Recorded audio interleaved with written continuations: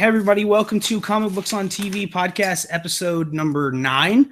Because that's what we are for Gotham, so I think that's what we are for everything else. This week was a jam-packed week, and we are going to cover the giant Jessica Jones behemoth next week, maybe in its own. Next week, Flash and Arrow both on break, right? Yes, I was gonna say everything is on break next week, so maybe just an entire. I mean, maybe we'll both try to burn through the first half of Jessica Jones and then have a Jessica Jones only podcast next week. I'll watch the whole thing by Sunday. Okay, well, we'll both have watched it by next week. What are we? I'm not even joking. So I have off Tuesday and Wednesday from school. So anyway, we're gonna start off this week with Gotham season 2, episode 9. I'm just trying to find my notes for it. I'll start out. So yes. I don't know the title. A bitter pill to swallow. There we go. Bitter pill to swallow. As we start out, the Riddler has, I guess, not kidnapped, but half kidnapped, half taken in the Penguin. Yes. This is. Shows really like to pair off characters and have mini shows within shows, and they really want this one to work, and I'm undetermined on its validity yet. So I thought that they ended up doing pretty well today. I won't say it was like the best yet. They both still have their annoying parts, but I thought they fit pretty well together. And it does make me smile just seeing the Riddler and the Penguin in the same room at the same time on TV. It's pretty cool. Yeah, and now they have been teamed up, basically for 60 years. Every time they need Batman to fight more than one villain, a lot of times they get paired up together, right? They do indeed. So just to start off, Silver St. Cloud is little minx, giving Bruce the hotel key, still seducing him. She's going for it. And I love that Bruce is arguing out with Alfred, and Alfred's like, so you're going to try and get answers out of her. Like, you're going to try and play her. That requires a level of deception you do not yet possess. I thought that was great. Yes, the Bruce Alfred stuff it was my least favorite part of the show at the start, and then it became a tolerable thing. Now it's almost the heart of the show, which is strange because and I know this just from comic book gossip that the intention was to have a Gordon Bullock only show. And then Kevin Smith and Mark Bernardin had that podcast where and the writers basically changed it to their, like, they took that idea and put it in the pilot because they refilmed a lot of stuff for that. So, but now it's almost the heart of the show. It was almost, I have written down like, oh, this was interesting basically until Gordon showed up this week. Like it was I'll say for Gordon, you're right. That's not my comment was too, is Bruce and Alfred are the heart because Gordon doesn't seem to have one very often. He's just so cold and emotionless half the time. But dude, that elevator fight scene with Gordon and the assassin, that was a badass fight scene. I'm sure a little later in this episode, we're going to talk about Thea and the hallway fight scene, which was, I mean, not Daredevil worthy, but which was awesome in Arrow. But this fight scene in the elevator was really well filmed, like really great cinematography, and an awesome fight scene in a tight space. Remind me of that Jet Li movie where he's a dog. The one? No. The one with Morgan Freeman. With Morgan Freeman plays a blind guy, the chick from Rome. What's it called? Is it Unchained or is it Unbroken? Maybe Unbroken. Either way, that movie was awesome, and this fight scene reminded me of that. It was just tight, physical, and badass. Well, two things that I can go with that. My favorite part of that. Say hi to my dog, everybody. My favorite part of that was that it opened up and it showed Gordon and the dude fighting, and then it closed, and they didn't like show people just sitting there like. But I would have loved to, like, that to me is what makes Gotham possibly not believable, but like there's nothing believable about a show with Eduardo Flamingo. But a sense of like this shit happens all the time, and so just like a random elevator opening, like imagine like Peggy and Don like going to work, and then like the elevator opens in this building, and then like and then it closes, and they're just like, well, what was that? And then second, Jet Li, I guess I can get into this. If anybody's ever played the Arkham video games, the reason why the Arkham fighting system from Arkham Asylum all the way through Arkham Knight, the reason why the fighting works so well is because they copied the Jet Li Rise to Honor fighting system, where you can move and do combos at the same time. So literally no fight is ever the same by any two people ever. And it makes their fight. That's what makes the Arkham combat system so well, is they copy Jet Li. So that just a little nugget that I know, because that old Rise to Honor game was the reason why Arkham is so good. So that's very cool. All right, so you mentioned them. Do you know much about Eduardo Flamingo? I do indeed, yes. So he was on that fucking Grant Morrison run back in the late thousands. Yes, Grant Morrison is an insane person. Grant Morrison is an insane person. I'll say two things. He's an insane character. He was much presented in a much more gay, or at least feminine and like, I don't know how to describe it without sounding insensitive or on PC, but he was presented to be very, very flamboyant at the very least. And this was a little bit more down to earth, but I thought it was done pretty freaking well. And the way he just murdered that chick at the end, I thought it was a pretty cool villain. Yeah. Any show that produces a flamboyant, pink-haired, cannibal-eating, motorcycle-riding, chain-wielding biker villain named Eduardo Flamingo, you've hit a sweet spot for me. So that is nice. And I did like that he was so villainous, but boy, they need to come up with something for some woman to do on the show besides complain to her boyfriend or get murdered in a sexually gruesome manner. Like, it's getting to the point where, I mean, Barbara's plotline was great, and that's because it was the only one on the show. But like, we had 4 women this week. We had Lee and the people that got killed, and Lee's plotline was and Silver St. Cloud. So we had, Silver St. Cloud, I guess, is the strongest female character on the show, which is ridiculous.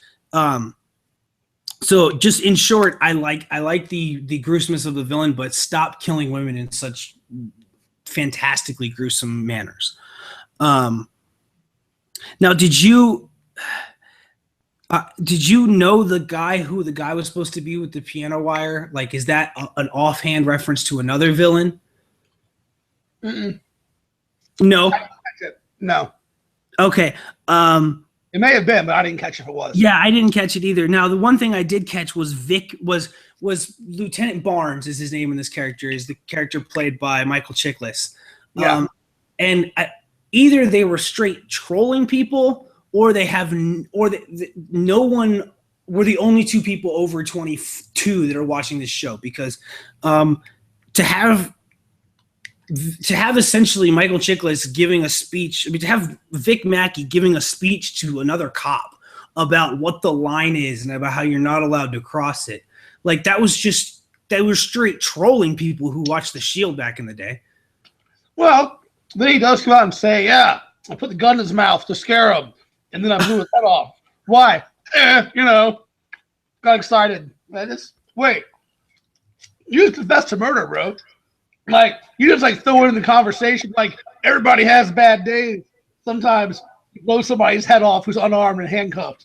You're like, wait a minute, you're not a good guy anymore. That's even worse than Gordon's. Sometimes you rob somebody and they defend themselves from you, and you shoot them not in self-defense but in commission of a felony, and you're actually now guilty of second-degree murder. Yeah, I mean, so it was just a thing that, because I love The Shield and to have this, but also what was the Family Guy joke about him?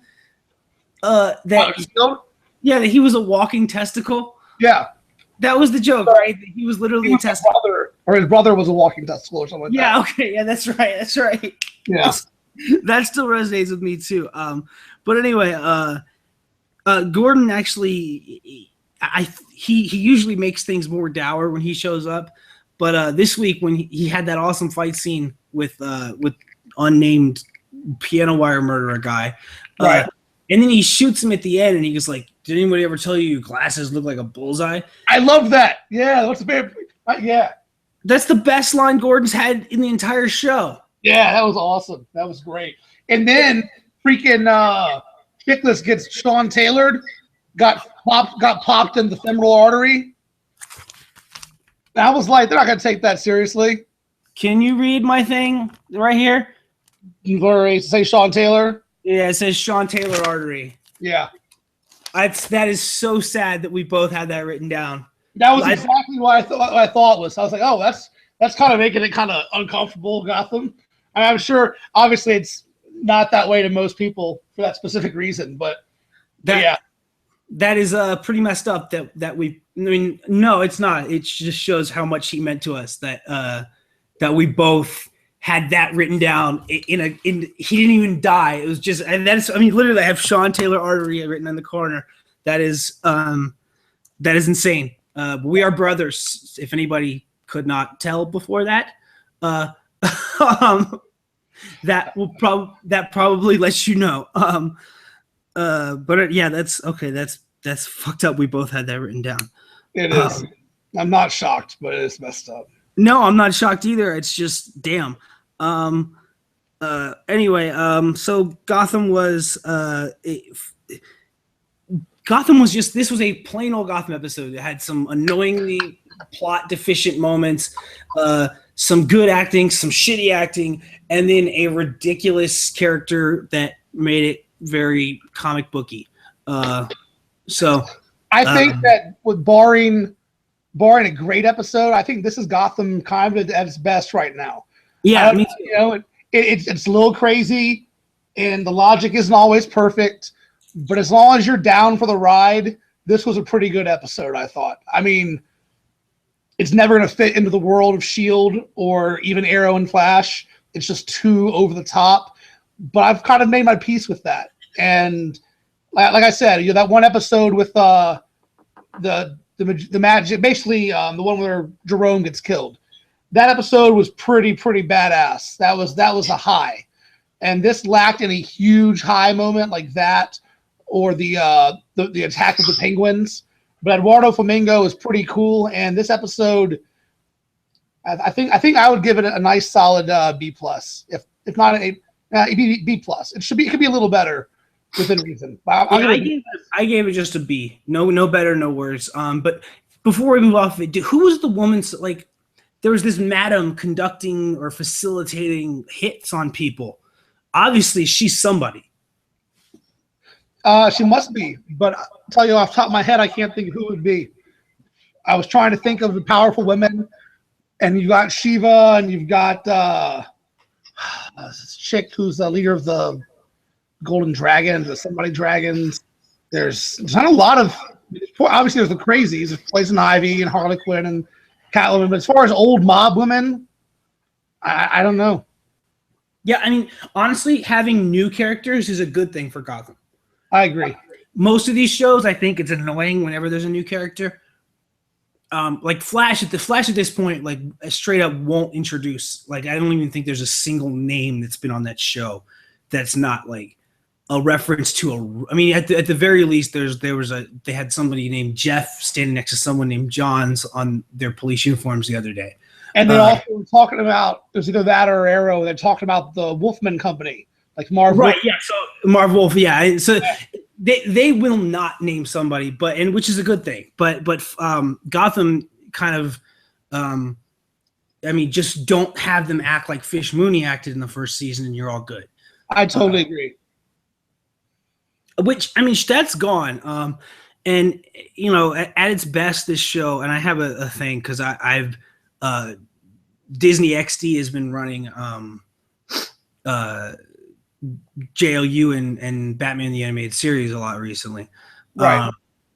And at its best, this show pulls from, like, you know, a lot of the Tim Burton and a lot of the, you know, Cesar Romero stuff, but at its best, it pulls a lot from the Dini-verse. And I don't care. That's still the best Batman. That's still the best representation. There's, that's the Batman show that all others will be held up to. So I agree. That's the cartoon. That's the animated version of superheroes that all else are still held up to in my eyes. The Dini-verse, it takes little imagination to see how you could take their PG stories and get to where you want your Batman stories, but they had the class and the talent to make it unnecessary most of the time. And Frank Miller or Alan Moore had some amazing stories, but for a universe to live in, to define the Batman universe for a decade or 2 or 3, that Dini version is the best. Yeah, and I mean that Joker is still. But anyway, what I just wanted to touch on that for a second because the underrated part of that is Batman Beyond, and they're airing the end of. I never saw the end of Batman Beyond, and it was they did this. They actually revealed that that Terry's a day. It ended up being that Terry was Bruce's son in the end, which I never realized after all those years. So, and the Guardians of the Galaxy cartoon, which is killing it. And I just briefly, thank God, I don't know if it's just TV or whatever, but the Guardians of the Galaxies, they're in space, and what things are in space? Marvel, they can do anything, right? So this week they landed on the planet where the symbiotes come from. That's awesome. So like Groot had it on, Drax had it on, and like they had to and they used Peter Quill's, his music, right? Right. They, cranked his music through like an amplifier, and we're blasting like more than a feeling, we're use the vibrations to blast away the symbiote suits, and it was just cool that Marvel has those rights back. They can mix those two properties again, and B, people should watch the Guardians of the Galaxy show because it's fucking awesome. Oh, and my whole point was Terry McGinnis, the voice of Batman Beyond, is Peter Quill's voice on Guardians of the Galaxy. Oh, very cool. All right, let's move on to Supergirl. Supergirl, Age Season 1, Episode 3. 4, right? Oh, this is the 4th. Oh, yeah. No, this is the 3rd one. Nope, 4. Oh, I'm an episode behind. This was the one where did you see the one last week where Superman makes a guest appearance? That was the one I watched this week, but I remember now that when we recorded last week, I had not watched it, so that's why. Okay, well, I guess let's do both. You give your quick review or points about that one, and then I'll go over the newest episode. We don't want to stay an episode behind.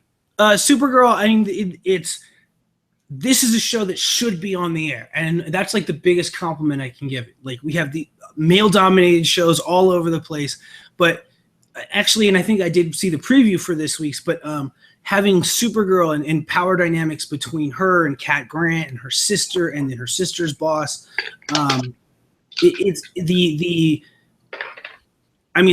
Arrow has the most strong women of any show, and S.H.I.E.L.D. had it, but just to have the dynamic being led by a woman and being her villains are, it's needed, and it's fine that it's on opposite Gotham because people that are going to want to watch both can watch both, but there are a lot of women who are going to be watching this show who won't be watching Gotham. That's for goddamn sure. My wife watches Supergirl every week and thinks it's awesome and could not care less about Gotham. Thinks it's kind of retarded. Yeah, it's okay. There you go. So, and it's on money. But the guy who played, was it Hank Henshaw?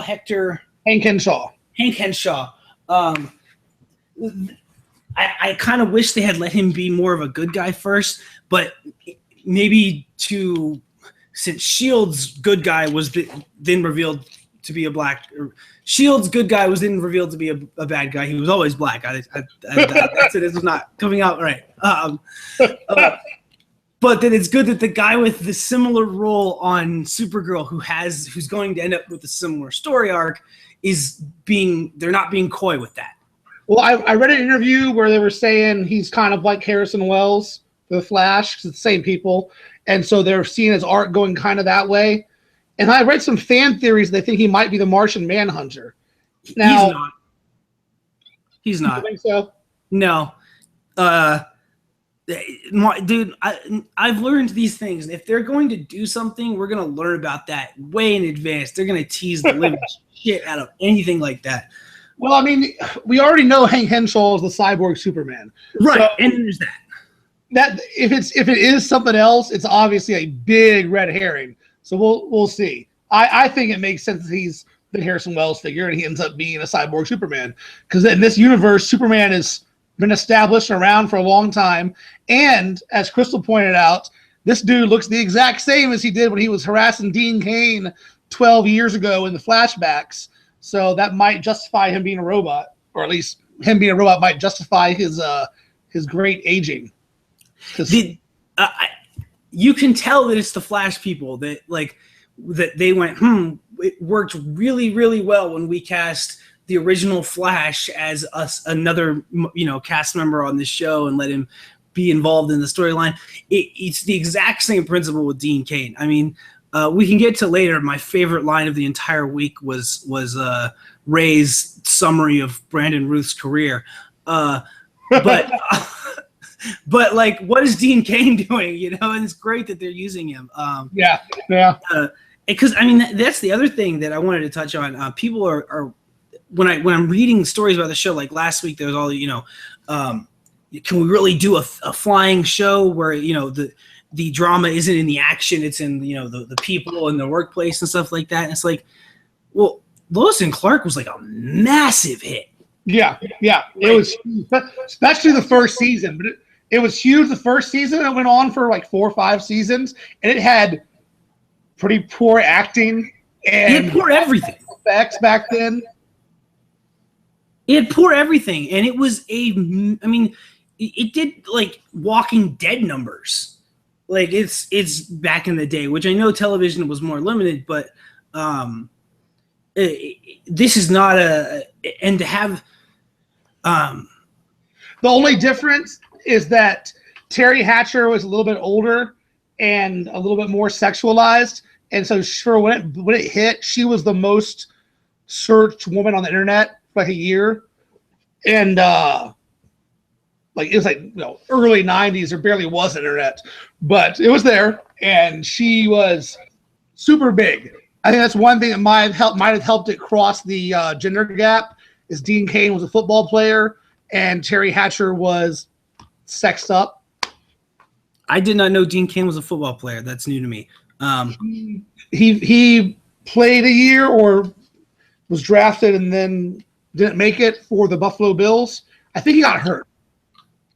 Yeah, one of my favorite trivia things is that Joel McHale is a national championship winning tight end.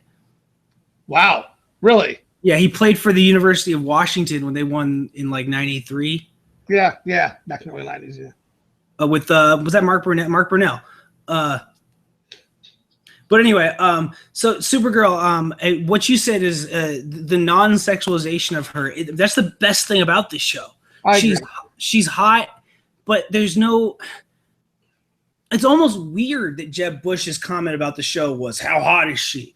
Because like, if anything, like I feel weird sexualizing this girl. She's so like, when she's Kara at work, she's definitely got it going on. But like when she's Supergirl, it's almost the opposite of Henry Cavill. Henry Cavill, they went and they like cast like the most handsome dude on the planet who could barely fit into any t-shirts. They were like, "Can you act? Doesn't matter. Can you not fit into a t-shirt? That's all we need to know." And with her, I mean, it's almost she is playing 2 different roles, which is she is, and then also she I just lost it. Oh, with her, the Superman excuse, the glasses, the no mask, it works so much better because for a girl, she has, for a woman, when she's playing Kara, her hair's all pulled back, she has glasses, it frames her face totally differently, and her hair looks almost dirty blonde. And then she goes Supergirl, and her hair is bright yellow or bright blonde. She has no glasses. It's all flowing on her face, so it's framed completely different. She actually could pass for a different person if you're not, using all of your attention. If you're not paying real close attention or something, you can see how that could work. Yeah, and I've always thought that having, look, sure, the when she's literally on Earth, like standing on the ground, she's farther away from the sun. Her hair will be dirty blonde. So when she's flying, wouldn't it make sense that her hair gets like super bright, like golden blonde? Yeah, I'll buy that for sure. Like that should be. I mean, the closer she is to the sun, Superman certainly, becomes like it's Popeye and spinach, and but that's the other thing is that they can actually do some action, and I saw that we were introduced to this giant red alien who looks just as good as anything we'll see on Flash. Right. This show it makes me happy. It doesn't. It's not like part of my favorite 2 hours of the week or whatever, but there's no reason why this show shouldn't be a huge hit and be on TV. And I found out, so Carol Danvers, Kara Danvers, this whole Carol Danvers Miss Marvel thing, apparently Marvel's been trolling DC for 70 years. That one of the first new imprints post Fantastic Four was them stealing the Captain Marvel title from DC, and then when DC made Supergirl, they made her Carol Danvers, and then Marvel, when they made Captain Marvel a woman, then they copied her. Then they trolled them again because they were about to lose. It's not a simple one became before the other. Like this is one of the they've been fighting about this for 70 years. That's funny. It goes back to when DC lost the right, because there was a brief period where they had them but they couldn't publish under the old more fun titles. Like they had those characters but they couldn't actually publish them. So there's a 30-year period where there's no Captain Marvel stories, and so Marvel created their own Captain Marvel basically as hey, fuck you. So originally he was owned by Fawcett. Oh yeah, so the Fawcett characters, but yeah, it's like they couldn't print them for a while, so Marvel literally was like, well, you can't print them, we can. Well, DC did themselves because DC sued Fawcett for infringement on Superman. Right. Yeah, that's the other thing, is that Captain Marvel itself was a troll off of Superman. So this is this goes back to 1938 or something like that. No, Captain Marvel was he was 1940. He was one of the first 5 or 6 characters, and after DC sued Fawcett, they shut him down, and so because Captain Marvel wasn't allowed to be published for, like you said, 20 or 30 years, some shit. So DC then buys them. But before DC can get things changed so they can actually publish them, they're still shut down because of DC's own lawsuit. And so because it's lapsed, Marvel jumps in and creates Captain Marvel and just steals it back. Just steals it. It is funny that it's 4 different layers. It's not a coincidence that their names are Carol and Kara Danvers. Like that. But anyway, Agents of S.H.I.E.L.D., or do you want to touch on this week's Supergirl? I'll say 2 things. One, the only problem with last week's episode was I thought the villain, Intertron, or whatever the hell his name was kind of weak. Reactron. The comic book version, he's like a ball of energy. He looks like a nuclear man. He looks badass. This dude looked like, I don't know, a weird Bane, I don't know. He was just strange. I understand he had a nuke on his chest, but it just didn't look all that scary to me. And the idea that this guy was beating up Superman, and Superman couldn't figure out how to defeat him, and Supergirl seems like she's going to learn the lesson. Hey, don't need to be quite so cocky yet. You're new. You're still learning. Relax, accept some help when you need it, and get better. But instead, her lesson is, hey, you were right the whole time. You're just as good as Superman. You're a young girl who's been doing this less than a month, but no need to ever learn anything. That just seemed like a real weird way to flip that lesson. Yeah, I don't like cocky Kara. I like her when she's, I don't know if this says something about modern society or whatever, but I think she's more interesting when she's questioning herself rather than boldly being annoyingly cocky and headstrong. We all question ourselves. It's more realistic. It's more down to earth, and it's more in line with that S on her chest and what it's supposed to mean, and which is humble and down to earth and Scout's honor and all that kind of crap. It's why Superman is so hard to make interesting to so many people these days. Everyone's so sarcastic and skeptical, but it's cool, and she has it. She does well when she follows that S on her chest and stays light and humble and super. This week's episode was awesome. You should watch it. They mention a being of pure energy, who I'm thinking might be the Eradicator. They show some more Dean Cain, and they dig into Hank Henshaw a little bit, and that's what I was talking about him looking just as good 20 years ago, or 12 years ago, because they have flashbacks this episode, and they refer to Club Apocalypse. Oh, I don't know anything, but seems like a softball just to get you paying attention. Why not? They had a Club Apocalypse in Smallville, and it was all about DSAD and Apocalypse stuff. So that would be awesome. Yeah, we've mentioned a few times that Arrow should get to play in that sandbox, but if they're saving that for Supergirl, that's fine too. Yeah, totally. That's about it for me this episode. The bad guy was Livewire, and we talked so much about Batman animated series, but I believe that Livewire was created for Superman animated series, 2 years later. Yes, it was. That Batman is so good that the Superman show it was also so good. It's super underrated now. Like historically, people almost talk more about Batman Beyond, and for certain JLA and JLU, Team Era forever. All that being said, the Superman show, those were almost as good as any. I mean, that's criminally underrated now. I don't even Kevin Conroy will be a legend to anybody 23 to 35 for right now for the rest of their lives. He'll just be like a legend. Whereas I don't even know who played. I don't even know the guy who does Superman's voice. Tim Daly. Okay, now that you say that, I do know that, but it's not the same. I almost the guy who did Lex's voice is more ubiquitous than Black Lex. That's what I always called him, because he had the deepest He's Grodd. He does Grodd's voice on Flash. I'm pretty sure.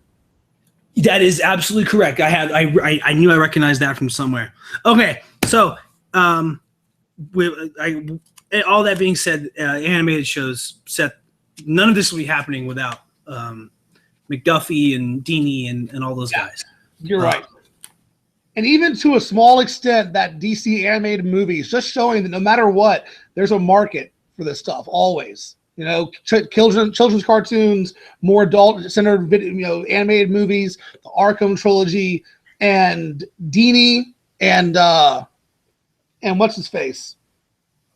Bruce Timm. Yeah. They're the to blame for all of this, which is so great. All right, you introduce Shield. I'm gonna get a soda. I'll be right back. Okay, yeah. So Agents of S.H.I.E.L.D. Season 3, Episode 8. Many heads, one tail. I wouldn't say it's a letdown from the last 3 weeks. Just they were really hitting on all cylinders. That being said, there's nothing as straight up fun on TV right now as Evil Ward being Evil Ward. Dude, Evil Ward is the best. I was out of the room, so I thought you said that maybe this episode you thought was a down note. I love this episode because I love Evil Ward. Yeah, there's a gif of him when he kills the dude at the beginning and he tosses the knife behind him in just the most cocky, and then when he's seducing the waitress or the stewardess, the flight attendant, they're not called stewardesses anymore. When he's seducing the flight attendant and her face goes from oh, this guy to, oh God, this guy is Evil Ward, Fitzsimmons. All that being said, Evil Ward made this episode. No, I agree. Awkward Fitzsimmons stuff was Yeah, hold on. You can keep talking. I'm gonna go grab a water. I thought the awkward Fitzsimmons stuff was awkward, but it was realistic. I really love the way this show deals with interpersonal relationships. So often with so often with Flash and Arrow, especially Arrow, my biggest problem is the interpersonal relationships and people's strange choices and logic and motivations.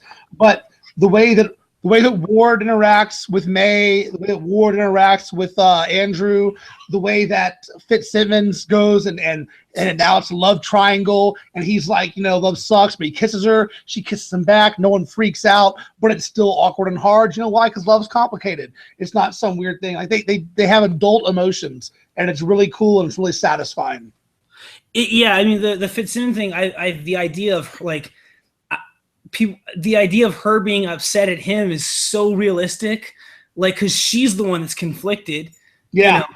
Fitz is just like he's conflicted, but he's not, and that he's the bigger person in that relationship for one, like that. All that is realistic. She would be, she'd be totally torn. Though I do think that guy's gonna end up being evil.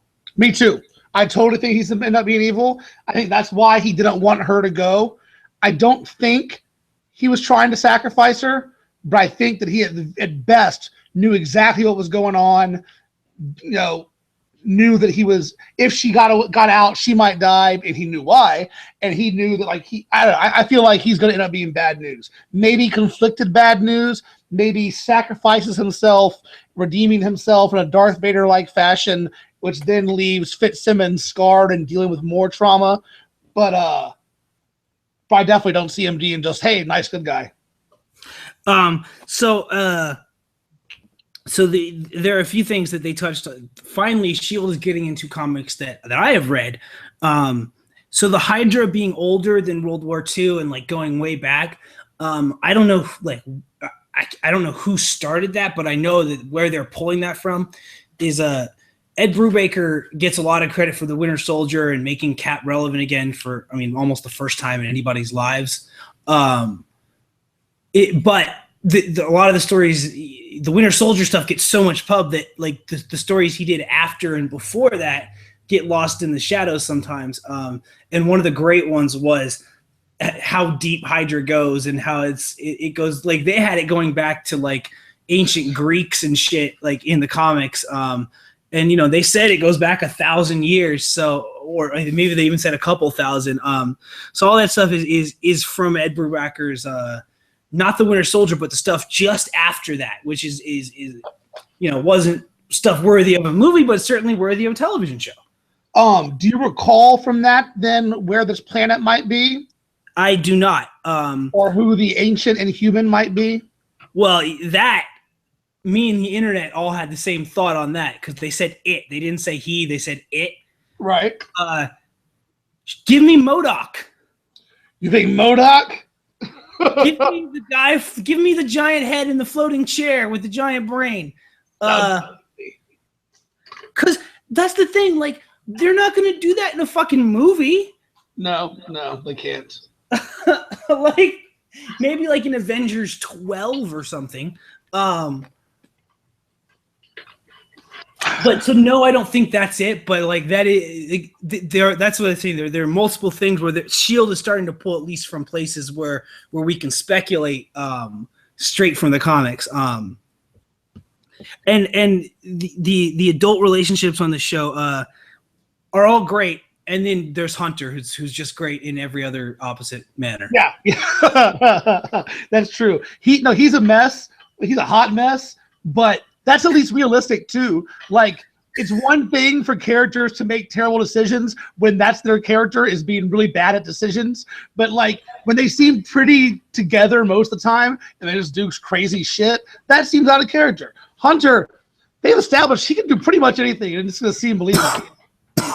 Did you recognize the guy that Mockingbird got in a fight with at the end of the show? No, I did not. Though I did want to talk about that. The Palicki finally she's now in her costume. She has her batons, and now she can do the call and response and guide them and stuff. That is from she was Hawkeye's wife in the Matt Fraction run that everybody loves, where he had the pizza dog and they lived in an apartment in Manhattan. Yeah. They were husband and wife in that, and I only read about half of those, but that is straight from the comics. Her calling and being able to guide her little batons around places and stuff. So just like it took Flash a season and a half to give him to set up the ring in the suit, it took them almost a season and a half to get Mockingbird from Agent Bobby to where she essentially was in the comics. It's pretty cool, and she is badass, man. That girl can fight. The dude she was fighting, his name is Mark Dacascos, and he was in that capoeira movie, Only the Strong. Fuck you! Fuck you! Banana way, banana way, banana. Yeah, man. That was not that guy. You're not the only We'll see who the capoeira maestro is in this neighborhood. That guy's still working? Apparently, yeah, man. He's been on some sci-fi show or something. I don't know, but he's here now. And that fight was good. And let me tell you, Adrian Palicki can move, man. The stunts and the fights by the actresses, as well as any doubles on S.H.I.E.L.D. are second to none. I haven't watched Jessica Jones yet, maybe same with Daredevil, but they have such good, well choreographed fights. I think theirs are the best. They don't hide them in shadows or in effects. They just and a lot of the time it's not just like on the ground. They let people like use props and vertical movements. But what I have for her, Adrian Palicki, she is such a badass that when I was texting our mother about this episode, Mom said that she looked like she was an Amazon, which made me laugh out loud. Wonder Woman. Because she was supposed to be Wonder Woman, and watching her do this in a show that's not like a joke, like that Wonder Woman thing was, Gal Gadot has got to be good. Yeah, I agree. And she looks more like Wonder Woman. Like she stands there. She has the frame. Mom's right, of an Amazon. She looks tough. She looks like she would beat you down.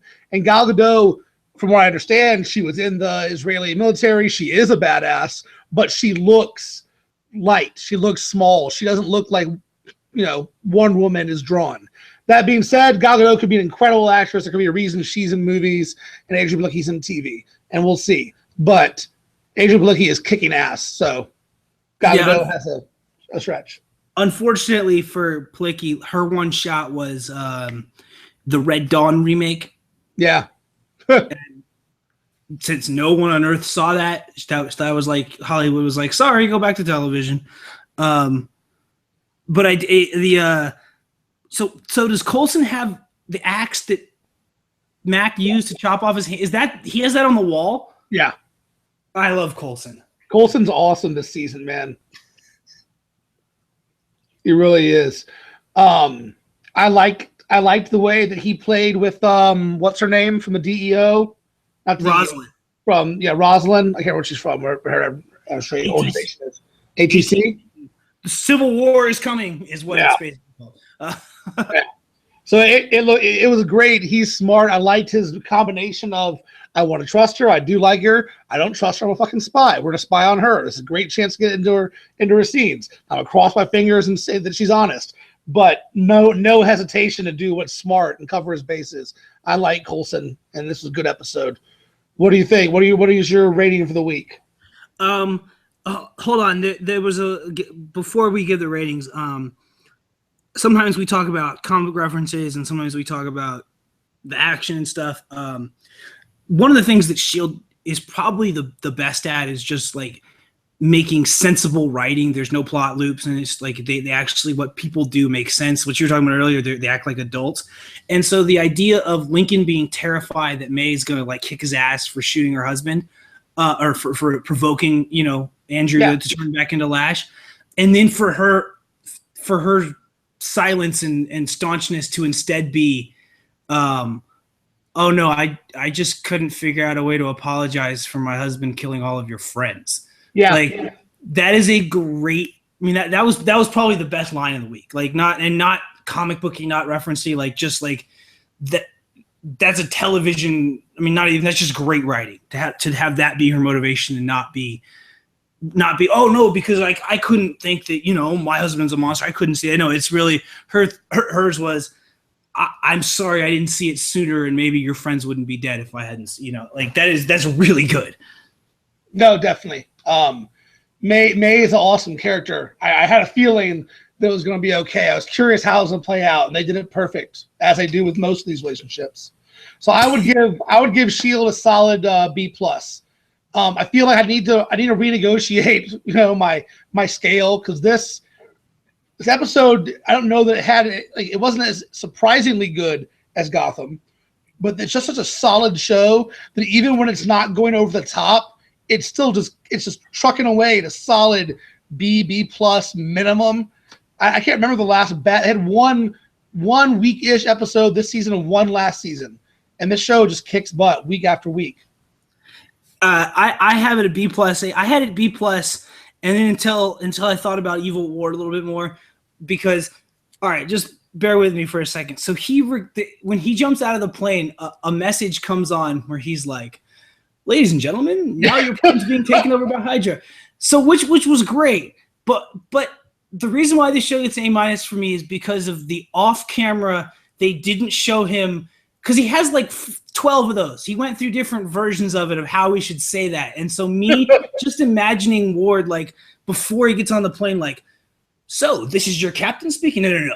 "This is your captain speaking." Like, it's him doing the different voices of how he should say it. Like, to me, gives it just because I love the idea of he obviously didn't do that on one take. That took a minute to come up with and to record. That was awesome. All right, so on to what was probably the best of the week. Yeah. So yeah, Flash. Flash was so good that I had to stop. I didn't watch anything until like after Arrow the next day. Yeah. I had Gotham and Shield on my DVR ready to go after Flash, and this Flash was. I'm just gonna say it right off the top. This is an A+, 10 out of 10. I don't think that you could. I think Arrow did this once or twice during the last throws of the Deathstroke season. Yeah. But like, could you make a better episode of a comic book on television than season 2, episode 7, guerrilla warfare of the Flash? I mean, Flash is so good that the only things I compare it to off the top of my head from the last year and a half since the end of the Deathstroke season, which I would need to rewatch to remember which one it was. Maybe last year, the Reverse Flash episode, or the going back in time after he kisses Iris and then he goes back and Cisco just got murdered, but he refreshes the timeline. Like, those were some awesome episodes. But yeah, this was almost flawless. You should turn my volume. What? You can turn my volume down. I can turn your volume down? I'm hearing reverberation. Okay, hold on one second. Well, the reason I would say this Flash was so good was Grodd is he's one of my favorite villains. Yes. And then they had literal Easter eggs like you would find in a comic book. Like, I mean, the stuff at the end we can get to how crazy they were, but Grodd itself just having an entire episode where he's sympathetic. And yeah, you're feeling bad for him. I mean, like it had King Kong vibes, and then it had Caitlin literally dressed as Fay Ray. So in the same white pantsuit.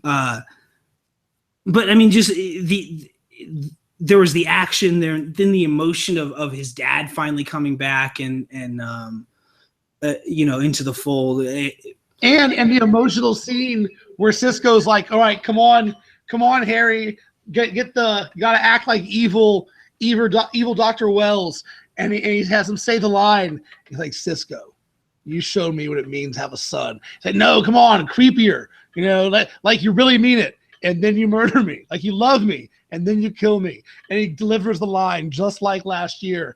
I had the same chill that you can see in Cisco's face. That's like, "Oh yeah, I wish you hadn't done that because that was perfect."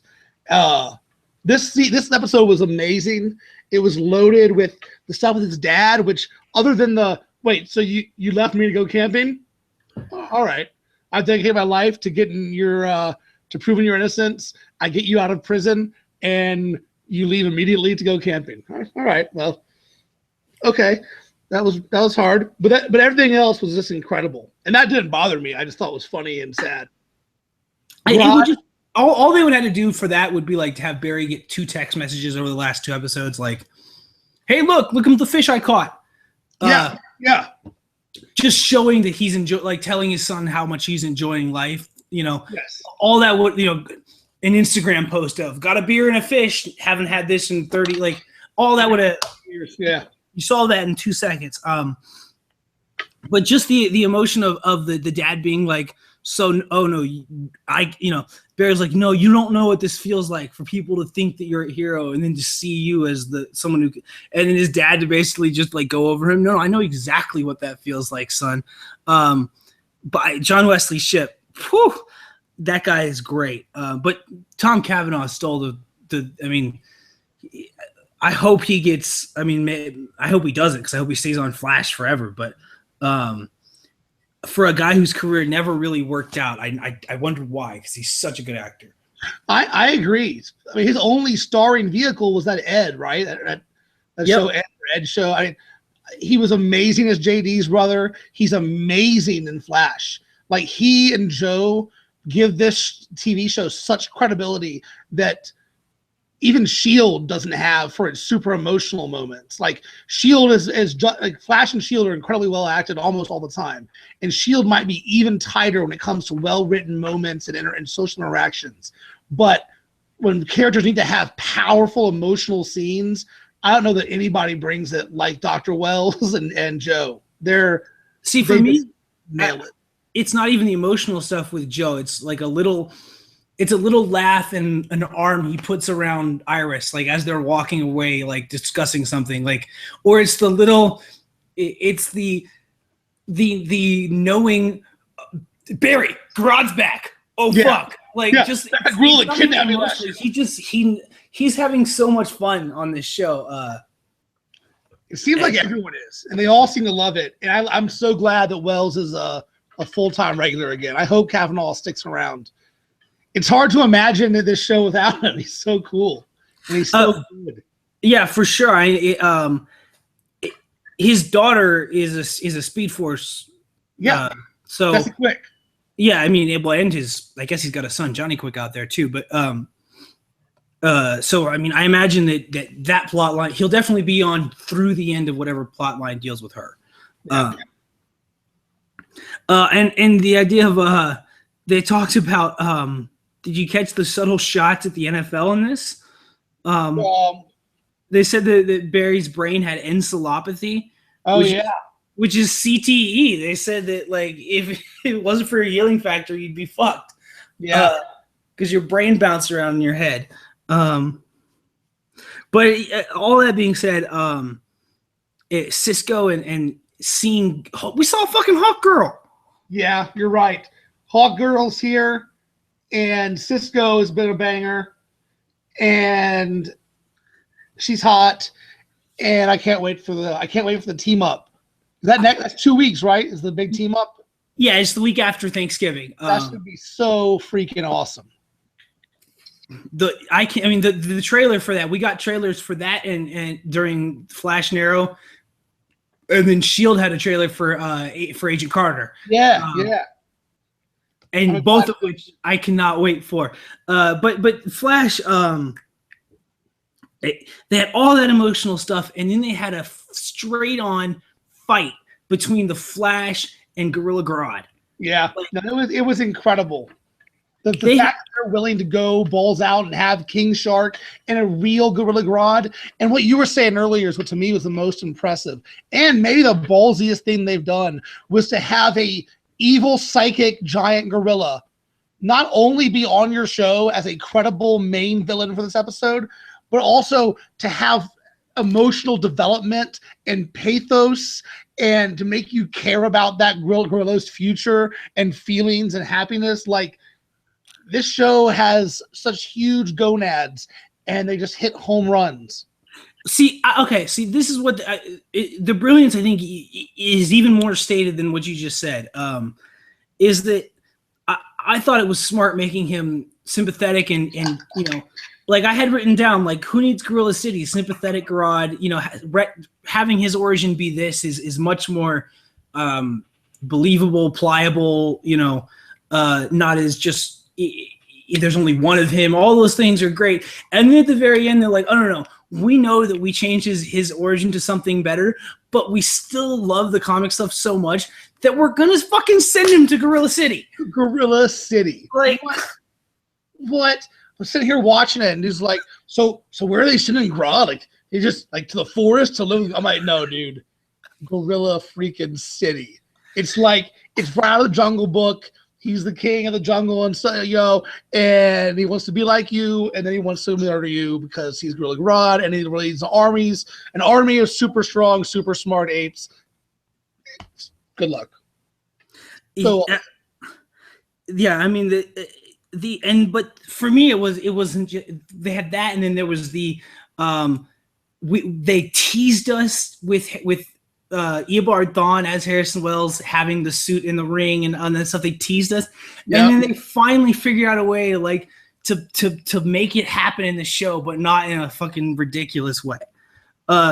Those two moments at the end were just were about as perfect as you can get. But for me, it was, if you just say it out loud, I mean, we had Flash do a running Flash backflip punch Gorilla Grodd through the multiverse into Gorilla City. Like that sentence, like Flash using his powers, a backwards backflip punch through a hole in the multiverse to Earth 2 on Gorilla Grodd to Gorilla City. Like, that's what I was saying. Like, we had that moment, or that series of moments, and the emotional stuff with his dad. And then the cool tease of future stuff to come with Cisco and Kendra Saunders as Hawkgirl, like, and then the suit in the ring, just the straight up Easter egg, whatever comes after, like, they can't be better than this. So I think Flash can still get better. Just think, all that stuff you just said was true, and this episode didn't have Zoom or Arrow or Hawkgirl actually performing as Hawkgirl. This show sets its limits so high. And that's why I guess my only hesitation to give it an A+ is because I can see Flash getting even better. So I'm going to give it an A, but I don't know. So the problem is, if this is an A, I don't know that any of the other shows have ever reached this level before. And I'd have to backtrack everyone else to the highest they had as an A-, because this was just incredible. This was better than Flash of Two Earths. Yeah, I mean, for me, like, even if we get all that stuff, it will only be maybe there's some theoretical way it could, but for me, no, like, I love Gorilla Grodd. It was executed perfectly, like, and there's two types of comics, right? Like, you can have the big giant crossover comic, event type stuff, and then those are great, but then you can just have like a little moment, little singular issue comic be just as good. And while it may not, the scope and the characters involved may not be as big and as whatever, but one does not outweigh the other just from scope or whatever. So I would feel like this is an A+, even if it gets bigger and grander or whatever. It'll just be different kind of A+. Fair enough. Anything else, or on to our big conclusion? Yeah, on to I mean, this was and frankly, like, I don't need. I mean, frankly, that was I would say good, and I mean, like, almost having that, like, you almost wouldn't want the show to be that, like, intense every week. I mean, just like some comic books are slower and less eventful than others. Like, I can't imagine anything getting better than that. But anyway, season 4, episode 8 of Arrow, Brotherhood. Brotherhood, yes. Where we get into the ghosts and we get into the hive, and we see Dirty Diggle come back from the dead. I'll tell you what. We talked about this show off my notes as we were chatting, so I don't have as many notes for this. But my biggest thing was what we mentioned earlier was Thea's fight scenes. This opened up, and I thought, you know what? The way they had the first scene choreographed with Laurel with the scream, and then she jumps down and gets in a good fist fight. I thought she had her best little fight performance there yet of the season. And then 20 minutes later, Laurel is in a full-out fist fight brawl through a hallway with these guys and shit, and she's just flipping around, getting thrown through a wall, kicking this guy in the throat. I mean, Thea was badass this episode, and that fight scene was reminiscent of Daredevil, how dark and brutal. I mean, it wasn't all one shot, obviously, but just in its scope and its brutality, that was an awesome scene.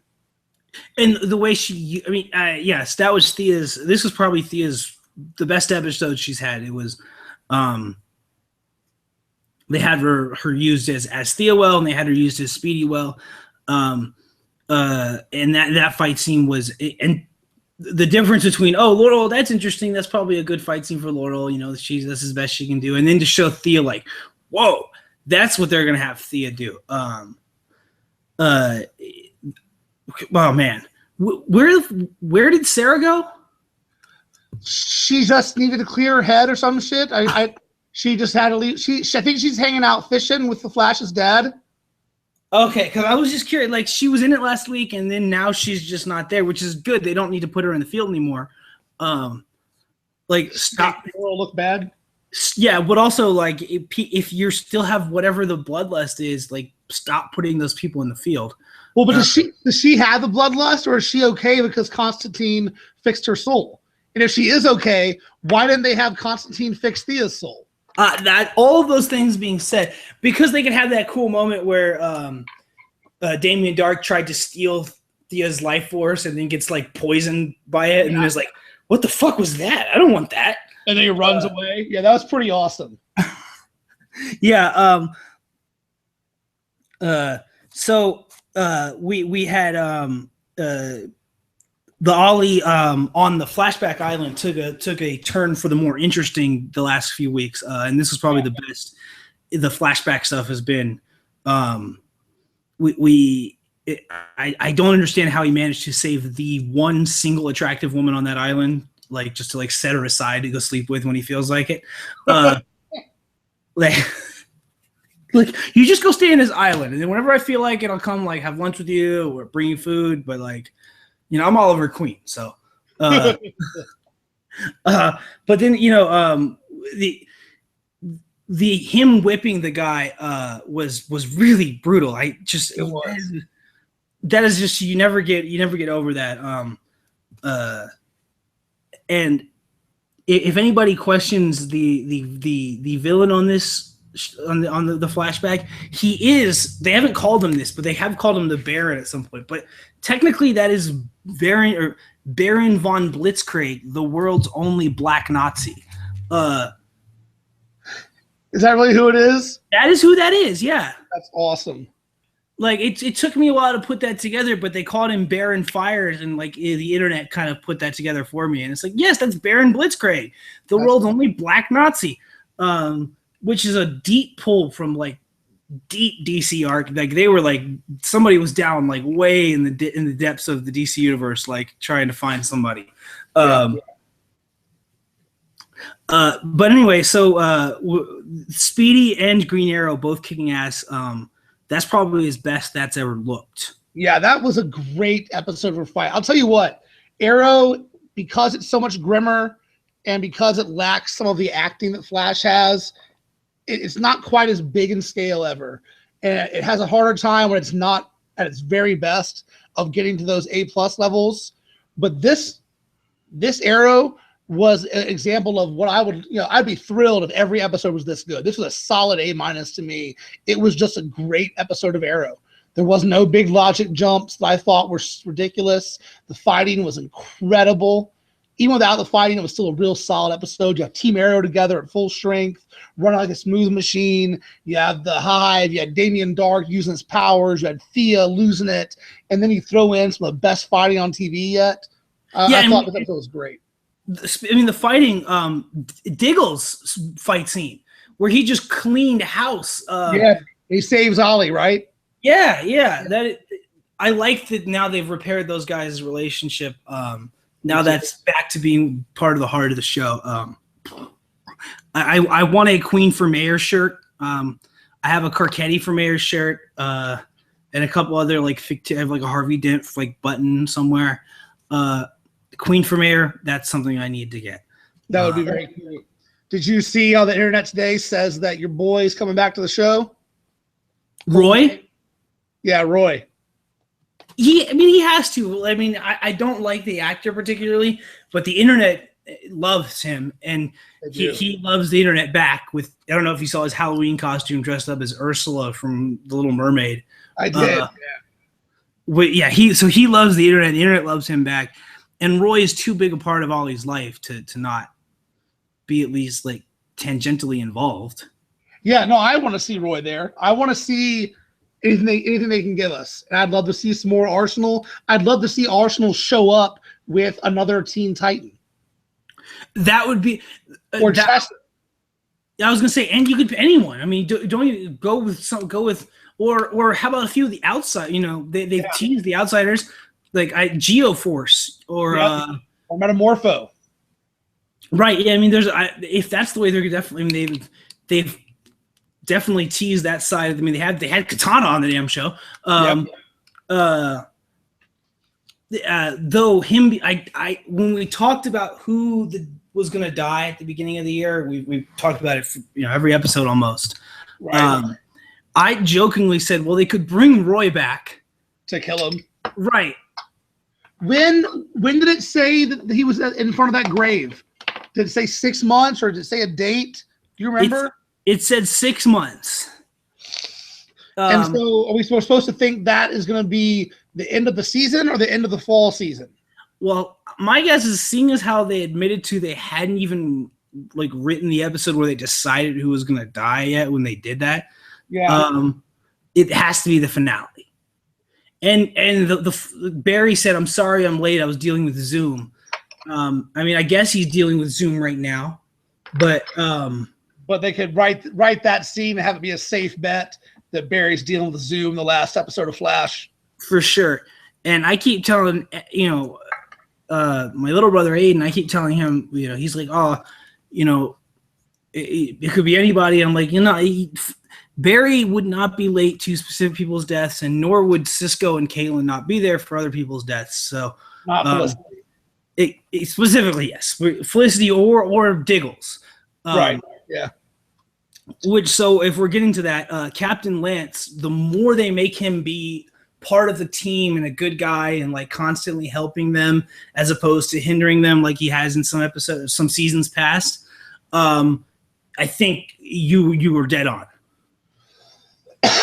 I agree. And it seems like he's not doing they're making him do a bad enough job where Damien Dark is like, I can see there's a good chance you're fucking with me here and you're going to regret it.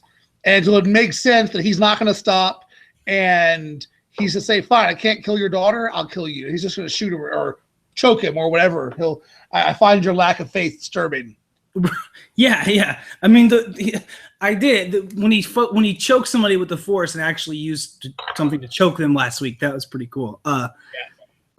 So this week, Ray was kind of being slowly put back into the fold, and he had my line of the week. Brandon Ruth said they asked him like what he was helping them do something, getting into, I don't remember what the actual MacGuffin he was helping them with, but it was really like he was like, "Oh, I'm happy to help. I'm just happy to have something to do." And I was just, to me, that was just like, that is the greatest. That is a metaphor for Brandon Ruth's career, just no doubt. I mean, that guy is probably, anytime they ask him to, like, they asked to be a Legend of Tomorrow, and I'm sure he was like, sure, just happy to have something to do. Yeah, he does. He seems so sincerely happy to be there. Brandon Routh is a likable guy, and I wonder if he hadn't been in that Superman movie, would he have had a bigger career? Or did he still luck out to be in it because he was lucky to make everyone's radar, and he was probably because of that he was in Zack and Miri, and he was in Scott Pilgrim and other things where he got bit parts that kept raising his profile without needing to do much. I always liked. I mean, I always thought he was great as the villain in Scott Pilgrim versus the World. Me too. But speaking of dudes who were seriously happy to be there, homie from 8 Mile who played Diggle's brother. Yeah, that guy is really happy to be there. 8 Mile, yeah. Like that's what you said you recognized him from, right? Yeah, beating up on Beat Rabbit. Yeah, that's funny. Yeah, I don't know. He's not. I don't know if he's the best cast. We'll see how he acts. He sure doesn't look very physically intimidating. Or when he puts his mean face on, he kind of reminds me of Webster. I didn't think he was very good at all. Which was why he stood out so much. As to, I mean, the other. It's funny, like that cast had like Mekhi Phifer, who like never stopped working in his life. Anthony Mackie, who's like the biggest star in Hollywood right now. Brittany Murphy, bless her soul. The late Brittany Murphy. And then that guy who's like, bit parts on Arrow. But so anyway, the best thing about this episode was just the fighting. And to me, I thought last week's episode was about as good as Arrow can get, where they had Ollie upside down shooting 3 arrows at a time. Yeah. They had Thea, Laurel, and Sarah fighting back to back to back.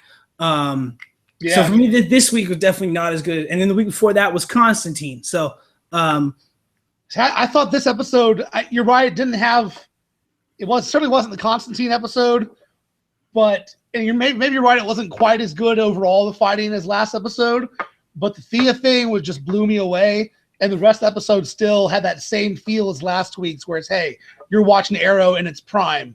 Like, it feels really good. The episodes feel solid. There's there's a minimum of their silly Arrowness. What do you think about Tebow?